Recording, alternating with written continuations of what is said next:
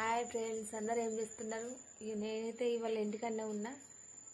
ఇక వర్షం పడుతుంది కాబట్టి ఎటు పోలేను, షాప్లకు కూడా పోలేను. ఇక ఇంటికన్నా ఉన్న చాలా బోర్ వచ్చింది. ఇక టీవీ చూద్దామంటే టీవీ రాలేదు, ఫోన్ చూద్దామంటే నెట్ సిగ్నల్ లేదు. ఇంకా ఏం చేయాలని ఆలోచించి ఒక కవిత రాసుకున్నా, నేను సొంతంగా రాసుకున్నా. ఇక దీన్నైతే వినిపిస్తా. ఇక విన్నాక ఎలా ఉందో కామెంట్ చేయండి, ఓకేనా ఫ్రెండ్స్? పాలు తాగితే ఎత్తు పెరుగుతుంది అంటారు, మరి పిల్లి రోజు తాగుతుంది, అది పెరుగుతుందా ఫ్రెండ్స్? పెరగదు కదా. ఈత కొడితే సన్నగా అవుతా అంటారు, కానీ చేపలు ఎందుకు పెరుగుతున్నాయి మరి? పొద్దున్నే లేస్తే అదృష్టం అంటారు కదా. మరి పేపరోడు పాలోడు బెంచ్ కళ్ళలో తిరుగుతున్నారా? మరి లేదు.